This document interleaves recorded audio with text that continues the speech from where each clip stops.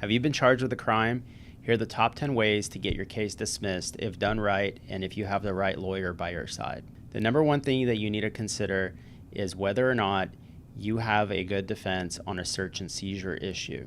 So what's search and seizure? Well, let's start from the very beginning when you start discussing constitutional law and criminal law in general. You obviously have a Fourth Amendment right to avoid your property being searched. That property may be included within your house, your car, your phone, or any other particular item that's within your personal possession and property. Officers oftentimes don't understand the semantics behind, nor the law behind, what the appropriate measures of search and seizure law are. You need to be able to contact a lawyer that understands Fourth Amendment rights and search and seizure law inside and out in order to help you fight effectively, potentially file that motion in court for a suppression hearing, and in order to get the evidence against you kicked out of court that could help get your case dismissed. Number two, there might be Miranda violations. Depending on the types of cases, Miranda violations can include that an officer has not read you what's called your Miranda rights.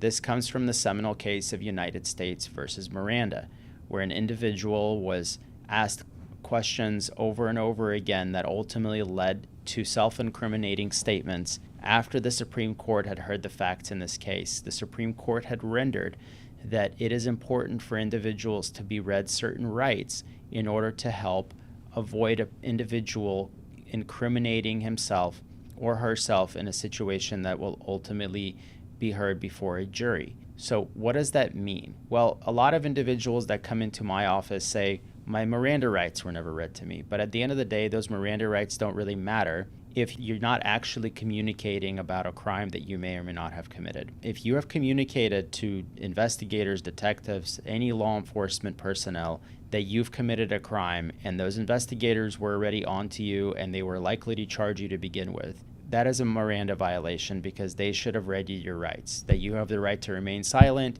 you have the right to hire an attorney, anything you say may be used against you in the court of law. If you did not hear that, it's a potential violation that could get your case dismissed. Number three, lack of evidence. They can't prove a case. There's all types of issues that come about within a case that has created a lack of evidentiary trail that's tied directly to you. We often see this in multi-defendant cases. Somebody may be much more culpable than somebody else. There could be some kind of conspiracy that has occurred. There's all types of situations that require a lawyer to thoroughly look through all of the discovery and all of the evidence that's available, issue and file subpoenas that are important and pertinent to your case, get an investigator to go out there, talk to potential witnesses, look for video footage, start doing the due diligence ahead of time. That could get your case dismissed. Number four, witness problems. We're specifically talking about credibility issues. Again, your investigator could go talk to potential witnesses that may have some insight or purview to the crime that has been alleged against you. Those witness issues can create all kinds of hassles for the government and the state in order to be able to continue their prosecution. Along the lines in that same context is timing. So if you've been charged with a crime, oftentimes it's an advantage to you to be able to prolong a prosecution in order to give witnesses time to actually recant statements, because oftentimes witnesses are pressured by law enforcement to say certain things that are not accurate. Not only may witnesses recant certain statements, witnesses sometimes just disappear. I mean by disappear, they no longer wish to cooperate with law enforcement. They no longer wish to be a part of the case. These are important factors that you need to understand, and this is why you need a lawyer that understands how a criminal case develops, how a criminal case ultimately moves forward within the court system, and why it could be advantageous for you to be able to have the right lawyer by your side to be able to help you beat that charge and get that case dismissed. Number five, chain of custody issues. We see this in a lot of DWI cases with respect to blood analysis. You need to understand what chain of custody is, how chain of custody works, and why it's significant. I have had cases dismissed because of chain of custody issues well prior to a case going to trial. Hire a lawyer that understands that part of criminal law, and it could help you navigate your case. Number six, constitutional violations, certain rights that have to be protected. Of course, we've already talked about Fourth Amendment rights. There's other rights that should be afforded to you, though, such as your right to counsel in certain issues. or in certain circumstances and at certain turns and events where you may have been questioned and things may have, obviously you have a Fifth Amendment right not to testify. There are issues that occur within the context of criminal law all the time that could be considered to be constitutional violations that you may not even be aware of. You want to be able to communicate with a criminal defense lawyer that understands that and can help protect your constitutional rights well ahead of time before you either have been charged, or if you've been charged, before your case proceeds to trial, that could help your case get dismissed. Number 7, prosecutorial misconduct, which may help a case completely collapse or fall apart. Prosecutors are human beings. They're not perfect, as are police officers. They mess up. They make mistakes. They sometimes take it upon themselves to do certain things that shouldn't be done in order to make a case or in order to get a conviction. I have seen this firsthand. I've dealt with cases like that, and I've dealt with certain prosecutors that have done that. You want to be able to understand who you're dealing with on the other side. The lawyer that you hire will know who they're dealing with on the other side. If you hire an inexperienced lawyer or someone that doesn't have a good reputation in the community, they're not going to know the signs to look for, and they're not going to know whether or not that prosecutor is to be trusted. That is why it's essential that you communicate with a lawyer that understands who's on the other side and has built relationships that are not close, but that are respected relationships, provide for better results. That could help get your case get dismissed, so talk to a lawyer that knows the other side. Number 8, diversion programs. There's a lot of programs that are now available, but they're not available for everybody. You need to hire a lawyer that can advocate for you and get you into a diversion program. Some counties now have instant diversion programs. You don't need to hire an expensive lawyer to get a diversion program. You do need to hire a good lawyer, though, that can understand that if you do not qualify for a diversion program, how to get you qualified for a diversion program. There's a lot that goes into that, and I'll do that all in a separate video.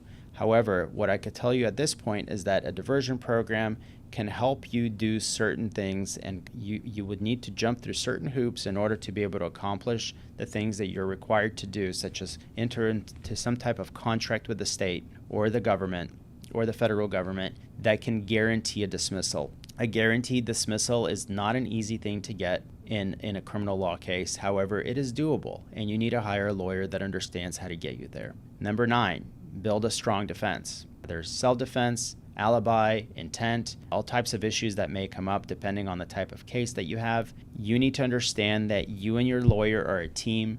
Hire a lawyer that's willing to listen to you and that's willing to strategize with you about your case and about the development of your case. Strategically speaking, you can build an entire scenario behind your case that can help your case move forward in a fashion that can potentially lead your case to a dismissal. This requires a lot of time and a lot of dedication from your attorney that's willing to listen to you, willing to listen to your story, and willing to understand how you found yourself in this situation. Don't hire someone that's just going to look the other way or treat you just as another client. Each client needs to have personal attention and personal representation. So developing strong defenses is part of that. Talk to a lawyer that understands that and that respects you as much as they respect the business. Number 10, negotiating a dismissal. So a resolution without a conviction is obviously the number one goal. There's a big difference between resolutions that are deferred adjudication type probations versus flat out dismissals. You need to understand the difference between those and understand what qualifies you for expunctions, non-disclosures, other types of record sealing events. So what you want to be able to do is talk to a lawyer that can help negotiate all outright dismissal in exchange for something else potentially. I frequently call that as a bargain for exchange. There are a lot of scenarios in many different types of cases that we can go over where ultimately the prosecution has decided that it is an advantage to allowing a case to go away without there being a specific reason for doing so. A talented lawyer and a lawyer that understands your needs and a lawyer that understands your case will be able to effectively communicate why this is appropriate in your particular situation. Talk to a lawyer that knows that or has had accomplishments in doing so and can help get you to that line where your case ultimately gets dismissed. Lastly, you need to understand that if you're under investigation and your case has not been charged yet, you can always start a grand jury investigation. What goes into that? Well, you can potentially get your case no-billed before a grand jury. That could help get your case completely thrown out and avoid charges altogether.